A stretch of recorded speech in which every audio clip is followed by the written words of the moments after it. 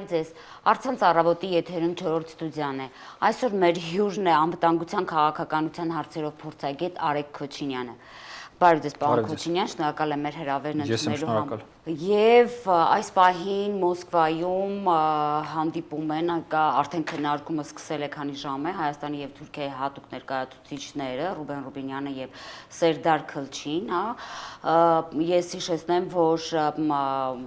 մեր արտաքին գործերի նախարարության խոսնակը երեք հայտնել է, որ սա առաջի հանդիպումն է, ճանաչողական բնույթ ունի, բայց նաեւ այսպես ակնկալիքներ ունեն դիվանագիտական հարաբերությունների համար սա հիմք կլինի։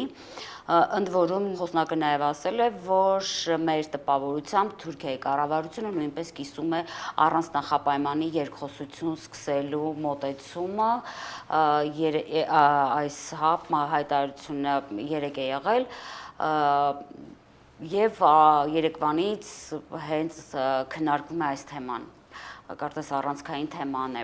Դուք, չգիտեմ, ունեք նման իսկապես տպավորություն, որ Թուրքիան կարող է Հայաստանի հետ առանց նախապայմանների հարաբերություններ սկսել։ Ես մի քիչ առաջ ընկա երկրորդ հարցն է, բայց առաջի հարցը, մենք այսօրվա հանդիպումից որևէ լուրջ բան սպասենք, թե իսկապես սա ուղղակի ճանաչողական, ասես թեթև ինչ-որ շփում է լինելու եւ երկրորդը չի լինի։ Տեսեք, իրականում մեծագույն մասով դա կախված է մեզանից։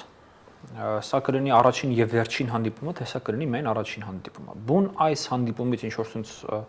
ուռճացված սպասելիքներ բնականաբար պետք չի ունենալ, որովհետեւ ինչպես արտաքին գործերի նախարարության խոսնակն ասել, սա ըստ էության դեռևս ճանաչողական հանդիպում է։ Եվ եթե աշխատանքային մթնոլորտ ստեղծվի եւ եթե աշխատանքային գործընթացները արդյունավետ սկսվեն, սա կարող է լինել լավ մեկնարկը այն process-ի, որը որ կնշանավորի հայ-թուրքական հարաբերությունների կարգավորումը։ Հիմա ինչ վերաբերում է նախապայմաններին, այսպես ասենք, ես բնականաբար չեմ տիրապետում տեղեկատվությանը, թե մեր իշխանությունները ինչ սիգնալներ են ստանում Թուրքիայից խորհրդապահական խողովակներով, բայց համենայն դեպս հանրային տիրույթում Թուրքիան արդեն իսկ առաջ քաշել է մեկ նախապայման։ Եվ այդ նախապայմանը, ուրեմն Թուրքիայի արտաքին գործերի նախարարը իրենց մեջլիսում իր ելույթի ժամանակ առաջ քաշեց այն տրամաբանությամբ, որ Ադրբեջանը պետք է այս ամբողջ գործընթացի հետ, այսպես ասած, օքեյ լինի, ինքը պետք է Ադրբեջանը պետք է կողմ լինի այս ամեն ինչին, այսինքն Թուրքիան չի պատրաստվում որևէ քայլի դիմել, նկատի ունենալով կարգավորման գործընթացը առանց Ադրբեջանի համաձայնության։ Ինչը նշանակում է, որ սա արդեն նախապայման է։ Նախապայմանը այն է, որ Ադրբեջանը պետք է համաձայն լինի։ Իսկ որ դեպքում Ադրբեջանը համաձայն կլինի, երբ որ Ադրբեջանը կստանա այն ամեն ինչ, որ ինքը ուզում է ստանալ, կամ կստանա այնքան, ինչքան որ ինքը կհասկանա, որ ինքը կարող է ստանալ։ Սա մի փոքր նրբություն կա այստեղ, դրա մասին եթե ժամանակ լինի կխոսենք, բայց նախապայման համենայն դեպս հանրային տիրույթում Հիմա շատ դժվար է ասել, սա ներքին շուկան է սպասարկում, թե սա ադրբեջանական, ոնց որ ասած շուկան է սպասարկում, թե սա իրապես Թուրքիայի պահանջն է, բայց հանրային տիրույթում այս պահանջը դրված է փաստացի։ Հիմա ես սա ասելով հանդերձ չեմ բացառում, որ կան ինչ-որ խորհրդապահական խողովակներ, որոնցում արդեն գնում են քննարկումներ, եւ այդ քննարկումները նրանք համար Թուրքիան հստակ ասել է, որ ինքը նախապայմաններ առաջ չի քաշում, բայց դժվար է ասել, թե այդտեղ իրականում որ կարգավորումն է։ Իսկ ինչ վերաբերվում է բուն գործընթացին, Իջբուն գործընթացին անցնելը Ադրբեջանը հասկանալի է որքան է ուզելու տարածքային ամբողջականության ճանաչում, իհարկե Արցախը Ադրբեջանը եւ վերջ, բայց ձեր կարծիքով, եթե Թուրքիան իսկապես տրամադրված է Հայաստանի հետ կարգավորել հարաբերությունները, որքան թույլատրվի Ադրբեջանին ստանալ, չգիտեմ, այս գծից այն կողմ չգնալ, այսքանից ավել չպահանջել։ Ադրբեջանը ձեր նշած երկու բանից բացի երրորդ չորրորդն էլ է պահանջում ըստ էության, պահանջում է Միջանցք, պահանջում է ուրեմն դեմարկացիա Միջանցք Թուրքիան էլ է պահանջում է դեմարկացիա դելիմիտացիա իրեն հարմար քարտեզներով, պահանջում է կարծես այդ մասով իհարկե այսպես հստակ հայտարարություններ չկան, բայց անդադ այդ խոսակցությունները կան, անկլավների թեման է պարբերաբար բացվում, այսինքն այնպես չի որ օրինակ Ղարաբաղով են սահմանափակվում, էլի, ցավոք Ադրբեջանի պահանջները։ Հիմա ինչ վերաբերում է այդ պահանջներին։ Տեսեք, Ադրբեջանը պահանջելու այնքան ժամանակ եւ Ադրբեջանը պահանջելու այնքան բան, քանի դեռ չհանդիպի որևէ արգելքի։ Հիմա այդ արգելքը ի վերջո լինելու է մեր վերակառուցված բանակը, թե արգելքը լինելու է որոշակի ուժային կենտրոնից եկած բավականին հստակ սիգնալը, սա դժվար կլինի ասել։ Բայց համես այդ բանները դեռևս միայն շարունակվում են, միայն ավելանում են, իսկ ինչ վերաբերում է Ղարաբաղին, ես այսպես ասեմ, էլի Ղարաբաղի քաղաքական ճակատագրի վրա Հայաստան հիմա շատ ավելի քիչ ազդեցություն ունի, քան Ռուսաստանը, Թուրքիան, Իրանը, Ադրբեջանը, կամ որևէ այլ տարածաշրջանային տերություն։ Այսինքն այդ պահանջը արդեն մեզ չի ուղղված։ Ադրբեջանի ներողություն, Ղարաբաղի քաղաքական կարգավիճակի պահանջը, որ Ադրբեջանը բարձրացնում է, ըստ էության այդ պահանջը ուղղված է արդեն Ռուսաստանին, ոչ թե մեզ։ Եվ բուն գործընթացների մասին ձեր անալիտիկոնում հրապարակված ձեր հոդվածում դուք նշել էիք, որ գրել էիք, որ այն պահից, երբ Հայաստանը սկսի իրական քայլեր ձեռնարկել կարգավորման ուղղությամբ, այն արժանանալու է ռուսական ակտիվ հակազդեցության, եւ սա մեծ ռիսկ է, մանավանդ երբ մենք չունենք երաշխիքներ, որ Թուրքիան անցնելու է ճանապարհի իր կեսը, հասկանալի է։ Վերլուծական օրինակ շրջանակներում, մշտապես հնչում այն կարծիքը, որ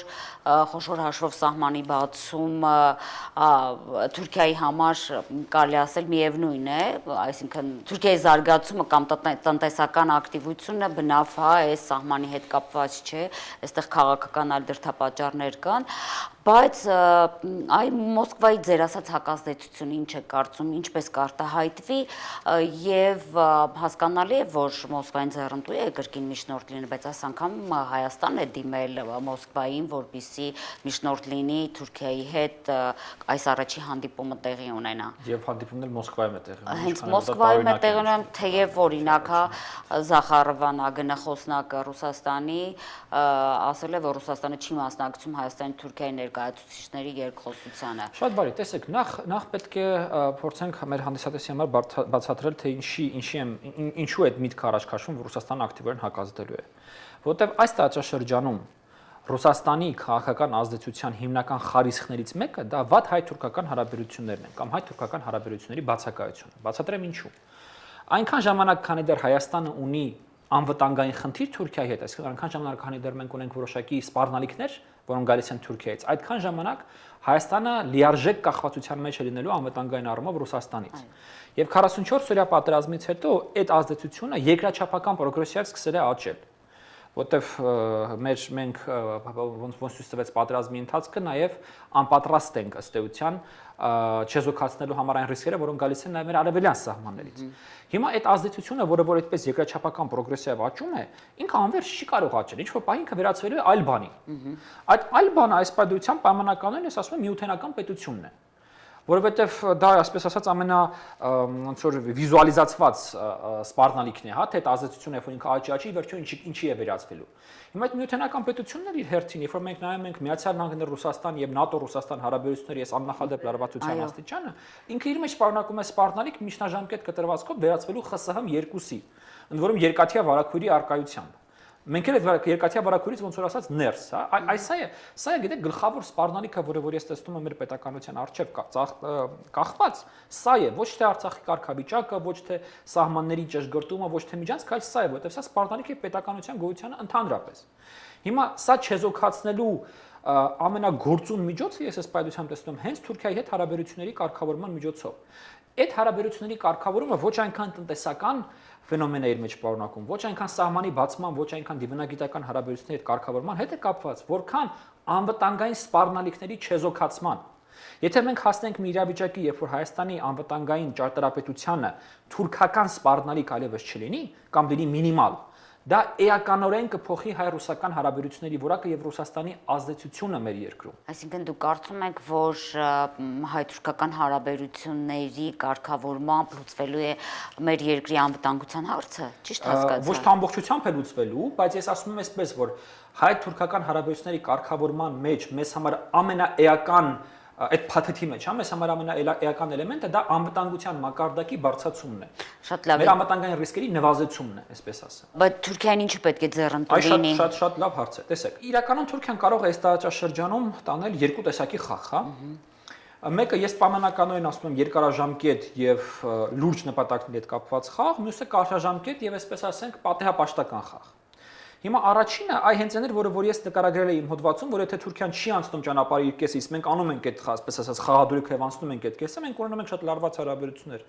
ըստ էության Ռուսաստանի հետ, փչացնում ենք մեր հարաբերությունները Ռուսաստանի հետ եւ մնում ենք այսպես ասած ինչ որ sense օթում կախված վիճակում, հա, ոչ այստեղ են կարգավորել, այնտեղ էլ արվել են եւ այլն։ Չէ, նույնիսկ դուք լավ տարբերակ եք օթում կախվածը նկարագրում, որտեղ անվտանգային իրավիճակը առավել եւս Արցախի իրավիճակը, սահմանային այո, զարգացումներ են հնարավոր, ինչ խոսք։ Բայց սա Սա ինչ է տալիս Թուրքիային։ Սա տալիս է Թուրքիային ուրեմն հայկական պետականությանը հերթական շատ լուրջ հարված եւ հայկական պետականության օրինակ համար ուրեմն տարածում արդեն Ռուսաստանի կազմի մեջ։ Հիմա մյուս տարբերակը։ Եթե Թուրքիան երկարաժամկետ ուրեմն մտածողությամբ է խաղում այս տարածաշրջանում, ինքը կարգավորում է հարաբերությունները նաեւ Հայաստանի հետ եւ ըստ էության Հարավային Կովկասում, տեսեք, Հարավային Կովկասում կա 3 պետություն։ Ռուսաստանը, Իրանը եւ Արևմուտքը այս 3 պետությունների հետ էլ ընդհանուր առմամբ ունեն բավականին նորմալ հարաբերություններ եւ 3 հետ էլ աշխատում են։ Ինչը այս բոլոր խաղացողներին հավելյալ ֆորա է տալիս համեմատած Թուրքիայի հետ այս տարածաշրջանում իրենց ազդեցության բացազատման։ Այսինքն Թուրքիան աշխատում է 3-ից 2-ի հետ այս տարածաշրջանում, մեկի հետ չի աշխատում։ Եվ դրա պատճառով իսկ իր ազդեցությունը այս տարածաշրջանում էականորեն ավելի սահմանափակված է, քան մյուս գլոբալ խաղացողներինը կամ տարածաշրջանային խաղացողներինը։ Այսինքն, եթե Թուրքիան նպատակադրված է թե այս տարածաշրջանում, թե մեզանից արևելք երկարաժամկետ խաղին, իրան պետք է բոլորի հետ խոսալ, իրան պետք է բոլորի հետ աշխատել։ Ավելին, նեյտրալ Հայաստանը շատ ավելի ձեռնտու է Թուրքիային, քան հիպերաճած ռուսական ազդեցության գոտի հանդիսացող Հայաստանը։ Ռուսաստանը ինչպես կարող է խոչընդոտել։ Դե այսինքն այդ ակնառու Հայաստանի վրա ռուսական ճնշման ուրեմն ազդակ բաները դե այն ինչ որ միշտ վախեցրել է սահմանային զինված լարվածություն։ Գազի գինը կարող է թանկացնել, ես չգիտեմ, ենթակառուցվածքները բոլորը ռուսական ընկերություններին են պատկանում։ Այսինքն չէ, ճնշման օղակներ շատ կան Ռուսաստանի ձեռքում, ինչ-որ գործիք հաստատ կարող է գտնել։ Իսկ եթե շատ կան դա արդյոք նշանակում է, որ դա կարելի է դրանց ենթադրել, որ չի ստացվի։ Բայց համապատասխան քաղաքական կամք դրսևորելու պարագայում ես գտնում եմ, որ ամեն ինչ էլ հնարավոր է։ Մանավանդ, եթե դու դիտարկում ես, որ ըստ էության խաղադրույքը քո պետականության պահպանությունն է, քո պետականության հարատևումն է, որտեղ գիտեք ինչ, այս իրավիճակը ինքը տանելու է ինքը դանդաղ մահն է մեր պետականության։ Այս տեմպերով ռուսական ազդեցության աճը եւ այս տեմպերով մեր ուրեմն ինտեգրումը ռուսական ինտեգրացիոն գործընթացների մեջ ինքը մեր պետականության դանդաղ մահն է։ Ինչ որ բան պետք է փոխել։ Ընդ որում պետք է փոխել, գիտեք, ասեն սեղանը շուռ տալու մակարդակի բան է պետք փոխել։ Եթե չես փոխում, ես ասեմ, սա դանդաղ մահն է։ Գիտեք, նաև կան կարծիքներ, որ թուլացած, պարտված այսպես իրավիճակում ժամանակը չէ դեռ Թուրքիայի հետ գնալ այդպես շփումների եւ ստորացված վիճակում նույնիսկ այսպեսի արտահայտություններ են լինում, որովհետեւ պարտադրելու են այն, ինչ իրենք ուզում են, այս կարծիքներին ինչպես կարձագանքել։ 3 արգումենտ կա այստեղ։ Ուրեմն առաջինը Ես ճիշտ ասած ինչքան հիշում եմ այս խոսակցությունը միշտ այդ բանը կա որ հիմա պահած չէ թուրքերը էլի պահանջներին առաջ քաշելու մենք հիմա չպատրաստ չենք եւ այլն այսինքն երբևէ չի գարուն ինչ-որ պայֆ մենք ասենք մենք պատրաստ ենք եւ մենք գնում ենք այդ կարգավորմանը սա առաջինը երկրորդը գիտեք պարտված պետություն լինելը անշուշտ դա մեծ ցավ է դա մեծ կորուստներ է դա մեծ նվաստացում է դա մեծ խնդիրներ են բայց քաղաքականության մեջ միշտ պետք է փորձել ցանկացած իրավիճակի մեջ ինչ-որ հնարավորություն գտնել։ Հիմա պարտված պետությունը բազմաթիվ այդպես մինուսների մեջ կա մեկ ուրեմն մեկ բան, որից հնարավոր է օգտվել, այսպես ասեմ, հա։ Այս վիճակում Հայաստանը իր մեջ որևէ վտանգ չի ներկայացնում Թուրքիայի համար։ Ոչ աշխարհաքաղաքական, ոչ կարճաժամկետ, ոչ միջնաժամկետ, ոչ երկարաժամկետ առումով։ Եթե դու այս պարտված պետության նաև վերակառուցման ճանապարհն էլ տեսլականն էլ կառուցում ես իբրև հավերժական նեյտրալիտետի գնացող պետություն, ապա Թուրքիայի համար դու ընդհանրապես այլևս խնդիր կամ վտանգ չես ներկայացնում։ Եվ թուրքերը նույնից եմ ասում, եթե իրենք գնում են երկարաժամկետ խաղի ճանապարհով, պետք է որ ուզենան աշխատել այդ պետության հետ։ Սա երկու։ Եվ վերջապես երրորդը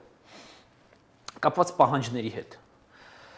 Տեսեք, մենք մեր խոսակցության մեջ արդեն իսկ նշեցինք, որ Արցախի քաղաքական ճակատագրի վրա Հայաստանը այլևս ազդեցություն չունի։ Այսինքն մի պահանջը արդեն առնվազն մեր հետ կապ չունի, հա։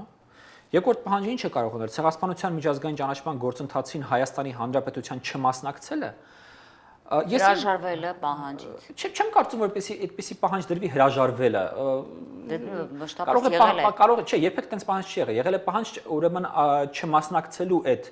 գործընթացին եւ դա ուրեմն չդարձնելու մեր արտաքին քաղաքականության հիմնական նպատակներից մեկը։ Գիտեք, պարտությունից հետո մեր կրած մենք մուտք ենք գործել մի հատ ժամանակահատված, երբ որ մենք պետքա մեր պրիորիտետ աստիճանակարգել, առաջնահերթությունները կարողանանք աստիճանակարգել։ Ինձ համար ամենաբարձր ուրեմն առաջնահերթությունը, որից վերև ոչ մի բան չկա, ոչ մի բան այդքան մոտիկ չէ դանկան դրան, դա պետականության հարատևությունն է։ Եվ այդ պետականության բնականաբար անվտանգությունը, այո։ Մնացած ամեն ինչը սրա հանուն սրա պետք է եւ կարելի է եւ պետք է զոհաբերել։ Հիմա Ես մի հարց կտամ եւ այդ հարցին չեմ պատասխանի։ Ցեղասպանության միջազգային ճանաչման գործընթացը վերջ ունի։ Այսինքն մենք ինչ նպատակ ենք որպես պետություն դնում մեր առջև, որ աշխարհի բոլոր պետությունները եթե ճանաչեն, Թուրքիան չճանաչի, մենք կհամարենք այդ գործընթացը ավարտված։ Կամ մենք դրա արդյունքում ուզում ենք հողեր հետ ստանանք Թուրքիայից, մենք դրա արդյունքում ինչ այդ պատասխանատվությունից ինչ է ենթադրվում։ Հողեր պետք է հետ, Արարատը պետք է հետ բերենք, Արևմտյան Հայաստանը, Կարսի մարզը պետք է հետ բերենք։ Այսինքն պատասխանենք հենց ես այս հարցին չեմ ուզում պատասխանել, բայց այս հարցը ավելի շատ բարոյականի դաշտում համաձայն եք։ Այդ բարոյականի դաշտում եւ հասարակությունների միջեւ մեր պատմական հիշողությունն է, իմիջիայլոց Թուրքիայի հարաբերությունները մենք մշտապես իրացիոնալի մեջ ենք դիտում, որտեղ մենք ունենք այնպեսի սարսափելի ցավ բոլորս մեր մեջ, որ այդ հարաբերությունների ներկան մենք պրոյեկտում ենք անցյալի հետ կապված մեր ցավի միջոցով եւ դրանով իսկ իրացիոնալիզացնում ենք։ Բայց նույնիսկ եմ ուզում ասեմ, բարոյականի դաշտը քաղաքականի դաշտի հետ չի կարելի ուրեմն խաչել մանավանդ այն վիճակում, որում որ մենք ենք գտնվում։ Այսինքն կարող ենք ենթադրել, որ չի բացառում իշխանությունը հարաբերությունները կարգավորելու համար եւ ձեր նշած նժարին դնելով պետականությունը առժամանակ կամ գուցե, չգիտեմ, ինչ ձևով կամ ինչ ժամանակաշրջանում ցեղասպանության հարցից չասենք հրաժարվել, բայց կան ընդհանուր այսպես հայտարարի, որ այս փուլում մենք ցեղասպանության հարց մասին չենք խոսում։ Իշխանությունների տեսակետը Եթե Թուրքիայի պահանջներից չեմ ներկայացնում եւ չեմ կարող ներկայացնել, բայց ես կարող եմ ասել այսպես պետական մտածողություն ունեցող իշխանությունները այո կգնան այդպիսի քայլի նույնիսկ եմ ասում ամեն ինչից վեր դասելով պետականության հարատևությունը եւ այդ պետականության շահերի սպասարկումը թե արդյոք այս իշխանությունները ուրեմն պետական մտածողություն ունեն թե չէ ես ճիշտ ասած շատ մեծ վերապահումներ ունեմ եւ ինչ է կարծում Սփյուռքի արձագանքը ինչպիսին կլինի շատ վատ է Սփյուռքի արձագանքը շատ վատն է լինելու բայց այստեղ գիտեք նորից բայց պետք է մենք հաշվի առնենք ի վերջո երբ որ պետք է Սփյուռքին դիմում ենք, աջակցության համար կամ հպարտանում ենք երբեմն Սփյուռքի առանձին ներկայացուցիչներով։ Գիտեք, սա մենք մի հատ շատ ավելի գլոբալ հարցի մեջ ենք հիմա կամաց մտնում, որը ես շատ կարճ կփորձեմ մեկնաբանել։ Ընդհանրապես մենք ունենք երկու տարբեր հարթություն։ Մեկը դա ժողովուրդն է, հայ ժողովուրդն է, մյուսը դա Հայաստանի Հանրապետությունն է։ Հիմա այն ինչ որ լավ է եւ ճիշտ է հայ ժողովրդի համար, միշտ չէ որ լավ է եւ ճիշտ է Հայաստանի Հանրապետության համար, որովհետեւ հայ ժողովրդի մեջ մտնում է շատ ավելի մեծ մաս ուրեմն հայության, որը որ չի ապրում Հայաստանում եւ որևէ օրգանական կապ չունի Հայաստանի Հանրապետության հետ, հա։ Մենք առաջին հերթին գիտեք ինչ պետք է պատասխանենք մի հարցի, որն է առաջինը։ Այ հայ ժողովրդի ուրեմն նպատակները, իղձերը եւ բարոյականի մասին պատկերացումներն են առաջնայինը, թե այս պետության շահերն են առաջնայինը, որտեղ գիտեք աշխարհում կա մոտապես 5000 ազգություն, ընդ որում մեզանից քանակապես շատ ավելի մեծ ազգություններ կան, որոնք պետականություն չունեն։ Մենք ունենք պետականություն։ Այդ պետականությունը մեր ոնց որ ասած վերջին 500-600 կամ անգամ 1000 տարվա մեջ ամենամեծ ձեռքբերումն է։ Հիմա եթե մենք պատրաստ չենք հանուն այս ուրեմն միավորի շահերը սպասարկելու հրաժարվել այս միավորի որոշակի ոնց որ ասեցի, հա, նպատակներից, իղձերից, բարոյականի մասին պատկերացումներից, ցավը ուրեմն կրելուց, ապա դա որոշ չափով նշանակում է, որ մենք արժանի էլ չենք պետականություն ունենալու։ Այսինքն Սփյուռքի հետ էլ պետք է խոսել։ Ընդհանրապես բոլորի հետ է պետք խոսել, բոլորի հետ է պետք աշխատել։ Ընդհանրապես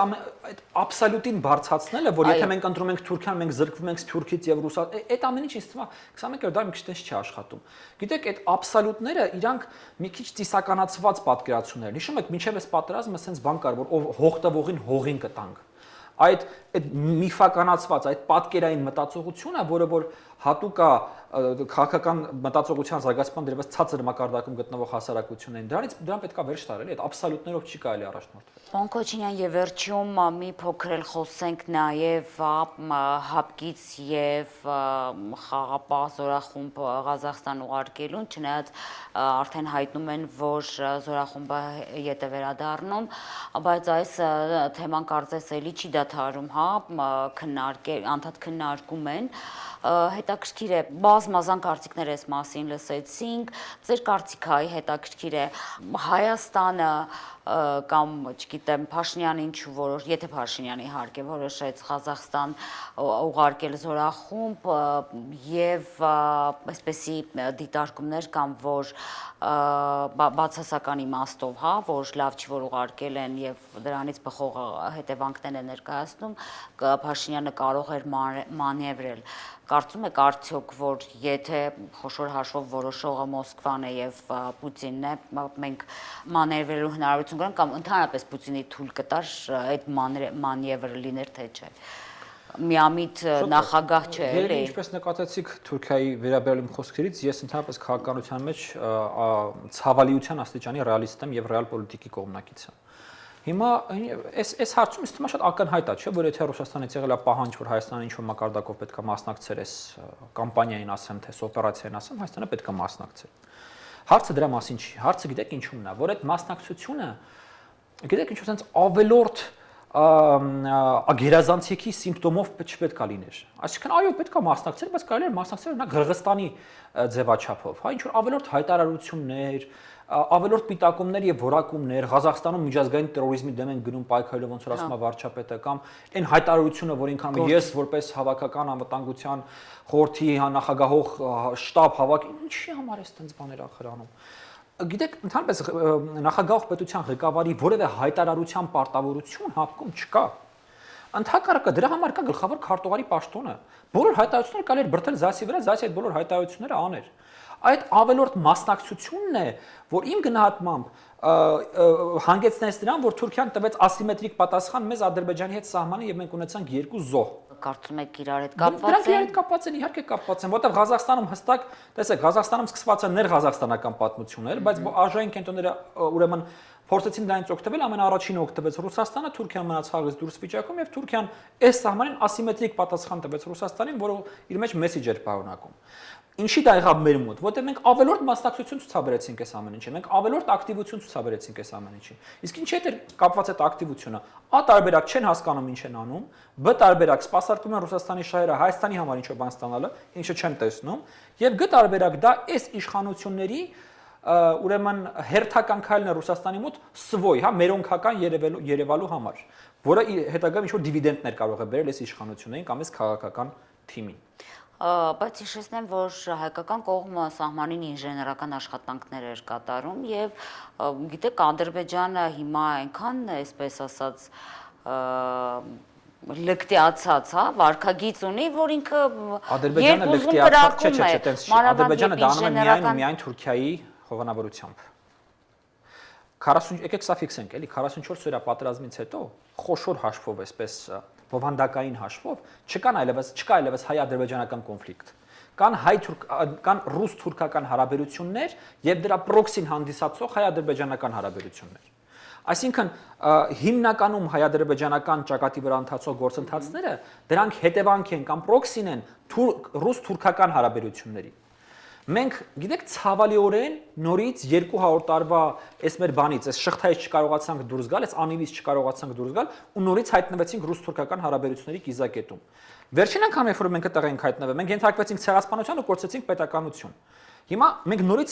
ինքներս մեր ոտքով նորից գնում ենք այդ նույն տեղը։ Չի կարելի մտնել ռուս-թուրքական հարաբերությունների կիզակետի մեջ։ Ամեն ինչ պետք է անել դրանից խուսափելու համար։ Բայց մեր իշխանությունները ընտրել են լինելու ռուսական ուրեմն այդ նիզակի ծայրի սուր մասը ուղղված Թուրքիայի դեմ։ Այս հարցում վերջի հարցն է այս իրավիճակում մի կողմից Ռուսաստան, մի կողմից Թուրքիա եւ այս իրավիճակում արդյոք Հայաստանը կարող է ակնկալիքներ կամ աջակցություն ունենալ արևմտյան, հա, կառույցներից։ Կարծես իրենք կոչ են անում մշտապես հայ-թուրքական հարաբերությունների կարգավորմանը եւ չգիտեմ իրենց դեր ինչպիսին կարող է լինել։ Շատ ավելի լավը բարձր կապված մի հատ բան է պետք ֆիքսել։ Արևմտյան երկրները եւ ընդհանրապես ավելի կոնկրետ խոսենք, հա, Միացյալ Նահանգները օգնում են այն ուժերին, որոնք որ ի վիճակի են իրենց օգնելու, այսինքն որոնք աջակցության կարիք ունեն, ոչ թե իրենց տեղը սա հարցերը լուծելու։ Այս առումով Միացյալ Նահանգները որոշակի գործողություններ արդեն արել են։ Եթե դուք հիշում եք Բլումբերգի ուրեմն գաղտնազերծած տեղեկությունները եւ դրան հաջորդած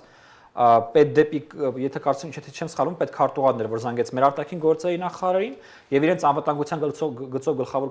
խորհրդականներ Սալիվաններ, որ զանգեց Թուրքիայի նախագահի խոսնակին այս հանդիպումից 1 օր առաջ։ Այսինքն ամերիկացիները ակտիվորեն նպաստել են հայ-թուրքական բանակցությունների մեկնարկին։ Սա իր հերթին մեծագույն ներդրում է իրականում։ Սա շատ լուրջ քայլ է, որը որ Միացյալ Նահանգները փորձում են մեզ աջակցել։ Հիմա մենք ինչպես կօգտվենք այս հնարավորությունից։ Դա արդեն մեզնից է կախված։ ոնց կպատրաստվենք այս բանակցության, ինչպեսի տնային աշխատանք կանենք, ում կնշանակենք բանակցող եւ ինչպես կբանակցենք։ Հա, բանակցողի մասին կարծեմ դուք եւս, հա, բացասական կարծիք եք հայտնել։ Շնորհակալություն պարոն Քոչինյան, հետաքրքիր զրույցի համար։ Մեր ժամանակը ցավոք սպառվեց եւ ես հիշեցնեմ, որ Արցանց առավոտի 4 ստուդիայում այսօր հյուրընկալել էինք անվտանգության քաղաքականության հարցերով փորձագետ Արեգ Քոչինյանին։